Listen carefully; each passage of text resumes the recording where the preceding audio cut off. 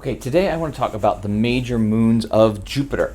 And it may seem like an afterthought to talk about all the planets and then talk about the moons afterwards. But the moons of Jupiter are actually, some of the moons of Jupiter anyway, are actually as interesting as anything in the solar system. I think one of the big surprises of the Voyager missions, when the Voyager flew past Jupiter in the late 1980s, was that I think some people expected the moons of Jupiter to be kind of like our moon. Rocky, cratered, boring objects. But they're not. They're all very, very different, and they're all very interesting. And I'm focusing on the four largest moons of Jupiter. These are the moons that were discovered by Galileo with his little tiny telescope way back in 1609. They are the largest moon, Ganymede, Callisto, Io, and Europa. I am going to talk only a little bit about Ganymede and Callisto, and I'll leave some of that material to your book and to some supplemental videos. I'm going to focus most of my attention on Europa and a little bit on Io. Here they are relative to Jupiter. Jupiter is very, very big, so Jupiter's moons are small relative to the planet, even though Ganymede is actually larger than our moon. It's the largest moon in the solar system. Io and Europa are similar in size to our own moon. There's actually our moon by comparison. So our moon's a little bit bigger than Europa, about the same size as Io. And you can see that Ganymede is actually quite a bit larger than our moon. Remember where we are in the solar system. Jupiter is located about 5 times as far from the Earth, from the Sun. So the Earth-Sun distance is 1 AU. The Jupiter to Sun distance is about 5 AU. So we're talking about 5 times the distance, which means not 1/5, but 1/25 the amount of light and heat, because light follows an inverse square law, which means it's very cold out there. At a distance of 5 AU from the Sun, remember the cloud tops of Jupiter were about 300 degrees below zero Fahrenheit. So the fact that light follows an inverse square law, that as you get further and further away from the Sun, the amount of light you get doesn't go down by the factor of the distance, it goes down by a factor of the distance squared. We're talking about a very, very cold part of the solar system, which means that the moons of Jupiter and Saturn and beyond are largely icy. Here is a picture of Ganymede showing, yes, craters, although the craters look very different from the craters on the moon. The craters on the moon tend to be dark depressions in the lighter surroundings, and the craters on Ganymede and Callisto are brighter than the surroundings. We'll talk about why that might be in just a second. And then we see these areas of terrain that are these kind of long, icy, either crests or mountains or cracks. It's hard to tell from this scale of the photograph. We'll talk about this in a little more detail when we talk about Europa. Again, here's Callisto, and again you see the craters are these white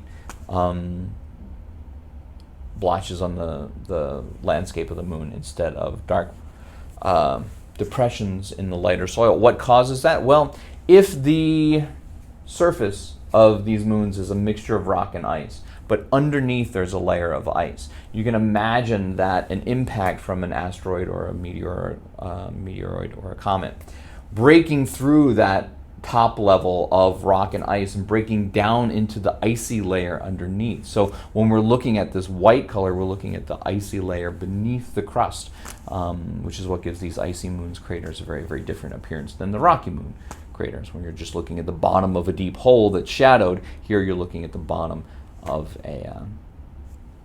into ice that's been exposed by breaking through the surface. And this raises some interesting questions about the interiors of these moons. We know that they are a mixture of rock and ice. We know they're not rocky all the way through because their density isn't high enough. And some of the moons actually seem to have a lot more interesting stuff going on inside them than just ice. This is Io, and one clue that these Jovian moons are more interesting than we expected is the fact that Io looks completely different from any moon in our solar system. If it looks similar to anybody in our solar system, it doesn't look too terribly different from what we imagine the surface of Venus would look like if you took away all the clouds, in that it seems to have every one of these black splotches on the surface is a volcano. So Io has active volcanoes, which we would not have expected, I don't think, before visiting Io, because we expect small objects in the solar system to be solid most of the way through, like our moon is. We mentioned the fact that the smaller a body is, the quicker it cools, the higher its ratio of surface area to volume. So it has less volume to cool, but more relative surface area to let down. It's the same reason if you've got something hot that you took out of the oven, if you cut it up, it cools off faster because it has more of its surface area exposed to the air. So small bodies in the solar system, small moons, tend to have thick crusts, not terribly molten interiors, and then a solid core. Well, if Io's got volcanoes, then it has a molten interior. It has the ability for molten rock, and this yellow color, by the way, comes mostly from sulfur compounds. For that rock to burst out and leak out and run across the surface. We don't see many craters on Io because the volcanic activity has filled up the craters with flowing essentially lava, although the composition is different from the interior of the moon. So why is Io molten inside, despite the fact that it's about the same size as our moon? We'll come back to that. It's an interesting and important part of understanding the moons in the Jovian system. We know Io is volcanic because Io is the only place in the solar system we have seen an erupting volcano other than the Earth. When the Voyager 2 spacecraft flew past Jupiter and turned around and turned its cameras back towards the sun, getting a backlit view of Jupiter and its moons, which we cannot get from the Earth because Jupiter is always away from the sun from our point of view. But if you fly past Jupiter, you can look back and look towards the sun. And what we saw is this backlit crescent Io, and right here on the edge, we saw this little blue something that at first astronomers thought, maybe, is that another moon, like behind Io? What is that little thing? But when we studied the photograph more carefully, sorry, that's one too soon, we realized that this is, I thought there was a zoom over here, but there's not. This is actually a plume of material being ejected from a volcano on Io. So as far as active volcanoes that we've actually seen, we know Venus has active volcanoes. We've never actually witnessed one eruption. Io is the only one that we've actually seen a volcanic eruption somewhere other than the Earth. I want to spend most of the time in this video talking about Europa, because Europa is, to me, the most interesting of the Jovian satellites, and it has a lot of features that that Ganymede and Io share, so we can kind of lump them all together and talk about Europa. Europa looks very different from Io. It looks very different from Ganymede. As we zoom in, almost all of these photographs I'm showing you are from the Voyager 2 mission. You see the very bright surface, very different from our moon, indicating a composition that's probably more ice than rock. A few impact craters. This orange-brown coloration on a large part of the surface, which we see a lot of places in the outer solar system. We see it in Neptune's moon Triton. We see it in a lot of Jovian moons. We'll talk about this when we talk about organic chemistry in outer space. We'll talk about these chemical compounds that exist on these moons. But the main sort of geological feature are these long straight lines that crisscross the surface from one side of the moon to the other. These lines are sometimes filled in with that orange material, whatever that is, but the whole planet is, again, you see almost no craters at all. The primary geological feature or surface feature are these long parallel, what look like cracks, or valleys. It's hard to tell from a photograph if they're raised or lowered. We'll look at some close-ups in a second. And those are the defining characteristics of Europa. So again, very different from our moon, very different from the other Jovian moons, very different in appearance from any moon in our solar system. What is going on here? What are these cracks? Well, we zoom in on these cracks. We find that they are, first of all, they run for thousands of kilometers across the surface.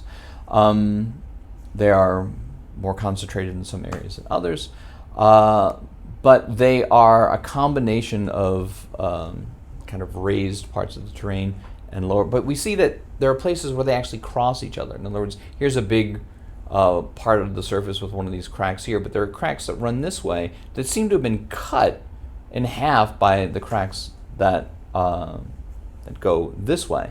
In other words, they seem dynamic. They don't seem like they're all caused at once. It seemed like there were cracks this way, or this way, that way, that got then erased or covered over by cracks in this direction. The place where we see a geological feature that resembles this on Earth is when we have ice, and that ice develops a long crack that runs for miles and miles and miles across the surface of the ice. Here's one in Antarctica. This is a surface crack in the ice that runs off into the distance. It actually takes a turn here and runs the other direction. Here's some ice in Norway, and sometimes when ice cracks, it can make these kind of perfectly or almost perfectly straight lines that go across the surface. Why is the ice cracking now? In Norway and in Antarctica, the ice is cracking because it is moving on liquid water underneath and floating, and the parts of ice are moving around, and that allows the ice to float and crack and move. Which means that if this is the same kind of geological feature on Io, it is possible that underneath Io there is, just like underneath the lakes and seas in Norway and underneath parts of Antarctica, not all of Antarctica, there is water, liquid water. Some of the craters on Europa look like had the appearance of almost a shattered windshield, like the ice is being cracked by the impact, and that later has filled up and resolidified. This, I think, is the most interesting example of why we think the ice on Europa is free to move. This is just a photograph of Europa taken from, again, I think Voyager 2. And I'm going to highlight this area right here. We want to look at this part of the ice, this part of the ice, and this part of the ice. And you might be able to see it just looking at the lines here and the lines here. But if I erase everything but these pieces of ice, this one, and this one, I get something like this. Okay. And if I take a look at the cracks in this piece of ice and that piece of ice, I can see that they actually match up exactly, as if this whole piece of ice and this piece of ice used to be connected, but this one has moved over time and this one has moved over time. Likewise, right here and right here, those two pieces of ice seem to fit together like puzzle pieces, like they were once connected. This suggests that some of the surface of Europa is actually floating and free to move, almost like a raft of ice on top of a liquid subsurface. We think that this subsurface is water, H2O water, which would mean that Europa is the only place in our solar system that we know of. We don't know for sure yet, but we're pretty sure. If this turns out to be true, if we confirm this with later missions to Jupiter, that would make Europa the only place in the solar system other than the Earth where we know for sure there is liquid H2O water. It's not the only possibility, and I should mention this just so you know that sometimes scientists have multiple models for these things. One possibility is that Europa has a metallic core and a rocky interior, and the surface is solid ice. And this is water ice mostly, maybe a little bit of other kinds of frozen stuff, but mostly water ice. It's worth remembering that when we think of ice, we think of the stuff we get from a refrigerator that you can, bite an ice cube in half, right? Or take an ice pick and chip off chunks of ice. That's not what this ice is like in the outer solar system. This ice is hundreds of degrees below its freezing point, just like a piece of granite that you pick up on the Earth is hundreds of degrees below its melting point. So this ice is as hard as rock. You would not be able to bite into a chunk of Europa at 300 degrees below 0 Fahrenheit. So the surface ice is essentially like rock, but underneath there is ice that's a little bit warmer, and it allows convection, and it allows itself to kind of move almost like slush. So it's still frozen, but it's warm enough to allow some motion on the surface. But a much more interesting possibility is that what's underneath that surface ice is honest to goodness liquid above its freezing point, H2O, which would mean that there's probably an ocean covering the entire surface of Europa, which could mean, depending on how deep that ocean is, Europa could have a bigger ocean than the Earth, because only part of the Earth is covered in water, and all of Europa would be covered with water. The water is just underneath an icy crust. This water is probably salty, just like our own oceans, which lowers the freezing point a little bit, right? The reason we put salt on the roads in the winter is it lowers the freezing point, so it keeps it from freezing. But still, that's not enough to explain how it could be 300 degrees below zero on the surface, and yet underneath that, warm enough to have liquid water.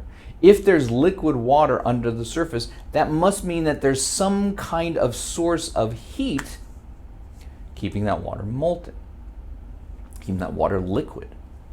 It can't be sunlight. There's not enough sunlight falling on the surface, certainly not enough getting through to underneath the icy crust to warm up that ice to the melting point of water. So how could it be that there is liquid H2O on a moon whose surface is 300 degrees below zero Fahrenheit? That's a really good question. Are we sure that it's liquid, first of all? We're pretty sure. This is a graph. It's not a picture. It's a graph of the magnetic field of Jupiter in the region around Io. And we find is that Io disturbs Jupiter's magnetic field as if Io was Europa. One moon. I'm getting to the next slide, which is about Io. Europa. I'm going to edit this all out. Europa disturbs Jupiter's magnetic field as if it itself was a magnetized object.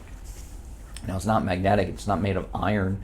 It doesn't rotate very fast. Why would a moon disturb the magnetic field of Jupiter? Well, if it is a big ball with a bunch of salt water underneath the surface, salt water is an electric conductor. And if you put an electrical conductor and move it through a magnetic field, it creates electrical currents, and that will cause this kind of effect in the magnetic field. So it looks like what we're seeing when we examine Jupiter's magnetic field is the effect of Jupiter's magnetic field on the subsurface oceans of Europa, which is filled with salty water. So is an electrical conductor. So there's a interaction between the magnetic field of Jupiter and the conductive liquid found underneath the surface of Europa. We think. That's our best guess anyway.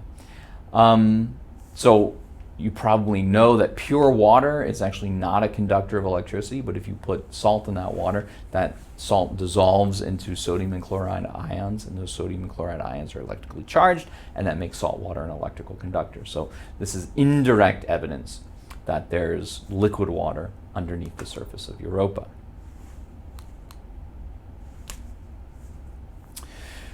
Our best guess for what the source of energy is, and again, the temperature on the surface is 250 or so degrees below zero Fahrenheit.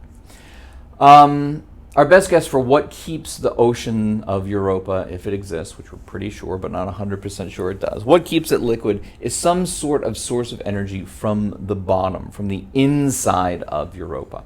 And the question is, what could that be? Why would a little moon in the outer solar system have a source of energy inside? And the hint from that comes from Io, which I accidentally said a couple times a minute ago. Io is the closest of the big moons to Jupiter.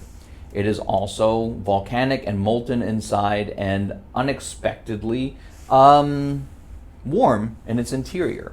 Why? Well, the reason why is that Io experiences incredibly large gravitational tidal forces from Oh, there's the picture that I thought was, my slides must be out of order. That was the picture I was trying to show you before. Io experiences very large tidal forces due to its interaction with Jupiter. We're familiar with tides on the Earth. Tides happen on the Earth because the Earth isn't perfectly solid. It has a big liquid ocean. The moon exerts a gravitational pull on the Earth. The moon pulls harder on the side of the water closest to it, which distorts the shape of the oceans from a sphere to a spheroid, an ellipsoid. And as the solid Earth spins in that ellipsoid of water, the water gets deeper and then shallower and then deeper and then shallower, twice a day. The moon is tiny and pretty far. The Earth is mostly solid with a little liquid on its surface. Imagine, though, this same effect where the close side gets pulled harder than the far side. If you are a small moon orbiting the largest planet in the solar system. Io is experiencing a huge gravitational pull from Jupiter. Its closest side is getting pulled by Jupiter a little bit harder than its further side, which has the effect of stretching the rock and ice out of which Io is made. This constant stretching and almost kneading like you knead a piece of clay and it heats up in your hands. This constant tidal interaction between Jupiter and Io is enough energy to keep the interior of Io molten. That's why, despite being tiny relative to, say, Earth, Io is still molten inside. It hasn't cooled off all the way because it's constantly being stretched and pulled by the gravitational tidal interaction with Jupiter. That's why Io is molten inside. The next big moon out from Io is Europa. Europa also experiences gravitational tidal interactions with Jupiter. Its close side gets a little bit harder gravitational pull than its near side. Maybe not enough to melt the rock that makes up the interior of Europa, but enough to melt the ice that lays underneath the surface. So it is possible that Europa is molten deep in its interior, just the way Io is molten, and that interior heat is enough to keep the ice underneath the surface above the freezing point of water. So just like the Earth has a molten mantle, if you dig down hundreds of kilometers, the Earth is melty inside and sometimes lava leaks out. The interior of Europa may also be molten, and that heat is driven by this gravitational interaction with Jupiter. This raises a really interesting question. You've got liquid H2O. You have got a source of heat energy, possibly at the bottom of this ocean. This is a picture of something called a black smoker. It's a volcanic vent on the floor of the Earth's ocean. Some scientists believe that Earth, the first living organisms on Earth, did not use sunlight as their source of energy. Some scientists believe that the first organisms on Earth, like the bacteria and organisms that live near the mouth of this volcanic vent at the bottom of our ocean today, some of the first organisms on Earth evolved to use the heat energy at the bottom of the ocean to drive chemical reactions, to drive their metabolisms. If Europa has a molten interior, liquid water, possibly a source of heat that heats that water, is it possible that Europa could have life underneath its surface? Life that doesn't use sunlight as its source of energy the way plants and animals do on Earth. Well, plants use sunlight and animals eat the plants for the most part. But energy driven from the interior, essentially their ecosystem is driven by heat caused by the tidal interaction with Jupiter. I don't think in 1980, say, anyone would have predicted this idea that maybe we would be looking for life underneath the icy surface of Jovian moons. We had a narrowish conception of what habitability meant. Habitability means you have a planet with an atmosphere and oceans on the surface, and a nice warm temperature to keep those oceans liquid.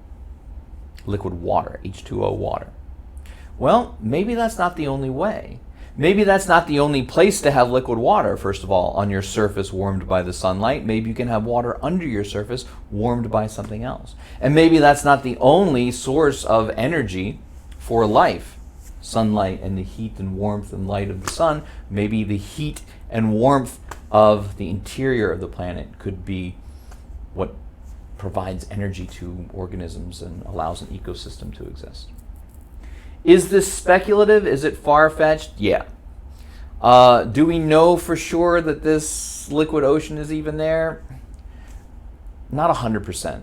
But I bet you'd be hard-pressed to find many astronomers that don't think that Europa has a liquid ocean underneath the crust, which means it's something to investigate. It means it's something that we have to ask ourselves, is it worth trying to figure out what is going on under the surface? Could we explore Europa with space probes that actually penetrate through this crust of ice and get down to the ocean underneath?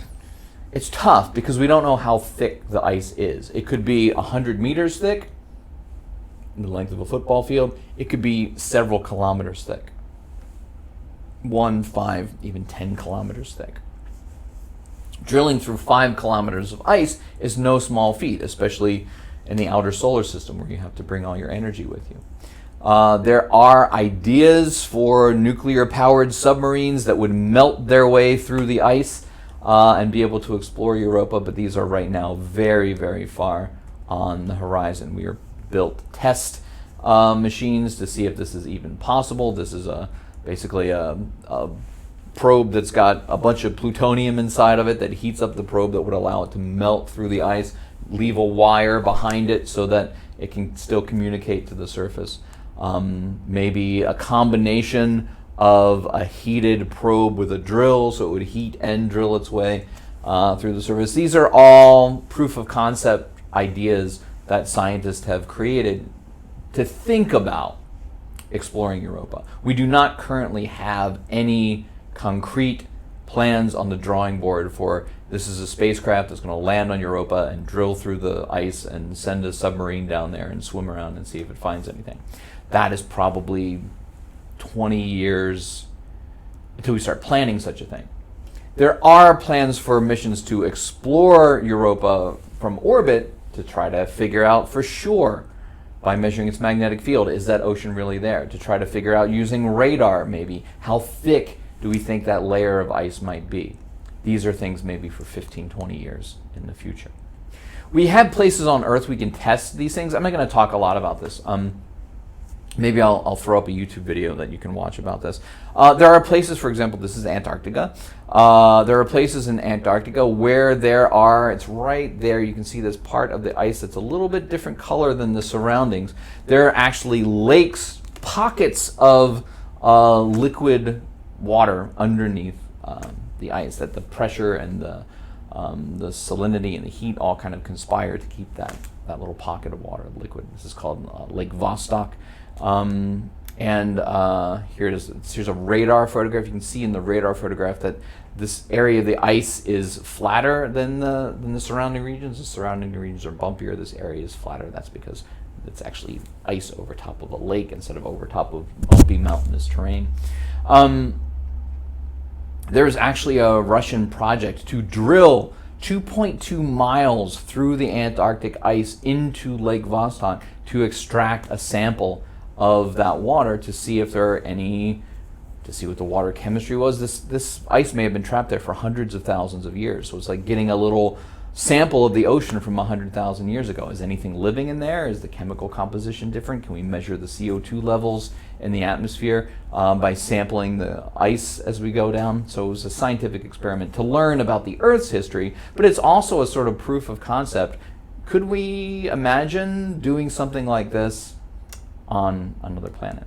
I don't happen to know, I'm going to skip over this for a second. I don't happen to know if we learned anything interesting about Lake Vostok. The first probes made it through almost 10 years ago. I've never heard any exciting news about Lake Vostok. So I'll throw up, if I can find a good article about it or a good a good YouTube video about it. I'll throw it up for you guys. There was a plan for a mission to Jupiter called the Jupiter Icy Moons Orbiter. That mission got... Oh, there's audio to this that you guys don't need to hear. It was a big, complex Jupiter mission that got scrapped. It's not going to happen. One of the missions in your NASA mission assignment is a mission to Europa. We have other missions on the drawing board to Europa, but none are in the, as far as I know, none are in the construction planning launch phase. This one was called the Europa Jupiter System Mission, which was supposed to be launched in 2020. It is now 2022, and this has not been launched. So NASA is a victim of budget cuts often, and missions like this get scrapped all the time. So I'm not aware of any concrete, like actually in construction plans to go to Europa. I think a mission recently got approved, but I don't think it's beyond the drawing board phase. So Europa is a place we will be going in the future for sure. Whether that is 10 years from now, or 20 years from now, or 50 years from now, who's to say? Like I said, Ganymede is just as interesting as Europa. We think that Ganymede might also have liquid underneath its surface. We think that Saturn's moon Titan might also have liquid underneath its surface. So the things we've discovered in the past 25 years or so about some of the moons in the outer solar system have really shifted our thinking about not only what sorts of objects are interesting and important to explore, but the variety of different kinds of astronomical objects that are out there, and the possibility that the way we've been thinking about habitable planets or moons or objects in the solar system may be too narrow, and maybe we need to think a little bit more broadly about what sorts of conditions could exist on a body that would allow it to be habitable. Now, I've been intentionally avoiding the question of, do I think that Europa is inhabited? Well, I don't think there's space octopuses and stuff swimming around under there. Probably not. Could there be bacteria-like microorganisms and stuff? I tend to fall on the optimistic side of astrobiology. I think if there is liquid water and there's a source of energy and 4 billion years of history, that there's a pretty good chance life will evolve somewhere. So if everything we think about Europa is correct, if it really does have liquid H2O, and a lot of it, if it really does have a source of heat energy from the interior, I think there's a pretty good chance that there is some simple microbial life forms that exist in that ocean. What is that optimism based on? Really nothing but optimism, and the fact that I think I mentioned very early on in the course that Earth had life very quickly, almost immediately after the land was solid and the oceans were liquid, and there was a stable atmosphere. Life formed in the oceans very, very, very quickly. The Earth did not sit around for 3 billion years waiting for life to evolve. It happened in a few 100 million years. That, to me, is a suggestion that the origin of life is a almost inevitable chemical process given the right conditions. Many, many astronomers would disagree with me about that, and biologists and biochemists and astrophysicists. So that is a personal gut feeling about the meaning of that piece of information. What's the problem with that piece of information?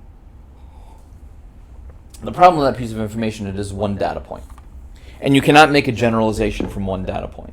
And of course there's life on Earth because we live on Earth. There's something called the Anthropic Principle. Of course, the place that you live is conducive to life. Otherwise, you wouldn't be living there, right? So we can't take that piece of information too seriously. But the only way to find out if that piece of information is means what we think it means is to look somewhere else for life. If we look at Mars for another 100 years and don't find life there, if we poke around in the oceans of Europa and don't find life there, then maybe that piece of information means something different. Maybe life is hard and we just got lucky. So Europa is a lucky break for us as astronomers and astrobiologists who might want to study life in the solar system, in that it gives us another place other than Earth, Mars, maybe Titan, Europa, maybe Ganymede. We've got 4 or 5 places in the solar system where we can go looking for the conditions of life and see if they actually, either now or some point in the distant past, actually led to life. Is that the only reason to be interested in Europa? No, Europa is interesting in its own right, but it is one of the most compelling things that we have learned about Europa. And again, something nobody would have thought about 30 years ago, 40 years ago, is now a very common speculation about icy moons in the 21st century.